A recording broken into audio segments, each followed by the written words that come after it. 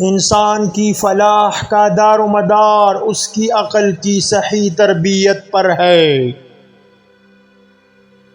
دنیا کی محبت دل کی سب سے بڑی بیماری ہے اور اس کا علاج آخرت کی یاد۔ انسان کی کامیابی اس میں ہے کہ وہ اپنی زندگی کو تقوی اور پرہیزگاری کے مطابق ڈالے۔ دنیا ایک سرائے ہے اور آخرت ہمارا اصل گھر ہے۔ زبان کی حفاظت کرو کیونکہ زبان کی لغزش دل کی سیاہی بن جاتی ہے۔ توبہ کرنے والا وہ ہے جو گناہ کو ایسے چھوڑ دے جیسے کبھی کیا ہی نہ ہو۔ عقل اور مذہب میں کوئی تضاد نہیں، دونوں کا مقصد ایک ہی ہے، حق تک پہنچنا۔ ہر فرد کے اندر ایک مخفی قوت ہے جو اسے علم اور حکمت کی طرف لے جا سکتی ہے۔ ہر قوم کی ترقی کا دار و مدار اس کے علمی اور فکری معیار پر ہے۔ عقل کے بغیر ایمان ادھورا ہے اور ایمان کے بغیر عقل بیکار ہے۔ انسانی عظمت کا راز اس کے علم اور اخلاق میں ہے۔ کبھی کبھی خاموشی میں ایسے راز چھپے ہوتے ہیں جو کہنے پر دل دہلا دیتے ہیں۔ دل کا سکون اسی میں ہے کہ اللہ کی رضا کو اپنی زندگی کا مقصد بنا لیا جائے۔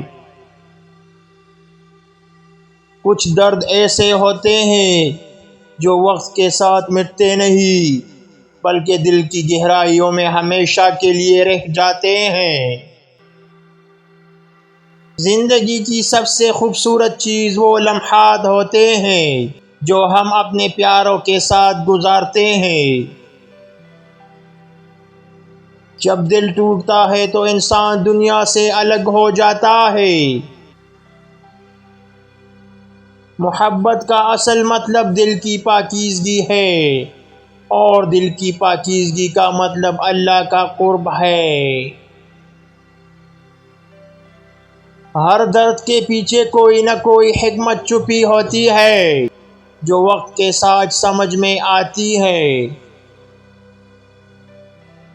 خاموشی اکثر وہ بات کہہ جاتی ہے جو لفظ نہیں کہہ پاتے۔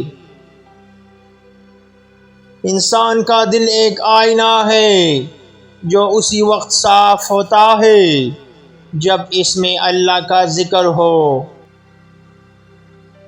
اپنی منزل کو پانے کے لیے چھوٹے قدموں سے شروع کرو کیونکہ ہر سفر کا آغاز ایک قدم سے ہوتا ہے۔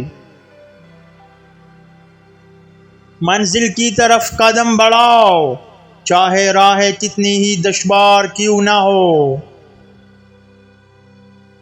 انسان کی اصل خوبصورتی اس کی عاجزی میں ہے اور عاجزی اس کی روح کی روشنی ہے۔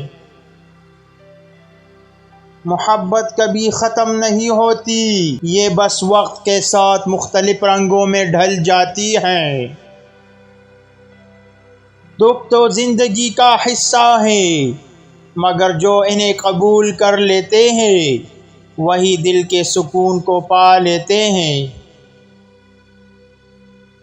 زندگی کے سفر میں سب کچھ عارضی ہے مگر دل کی سچائی ہمیشہ باقی رہتی ہے۔ دوسروں کے لیے جینا سیکھ لو کیونکہ خوشیاں بانٹنے سے بڑھتی ہے اور غم کم ہوتے ہیں۔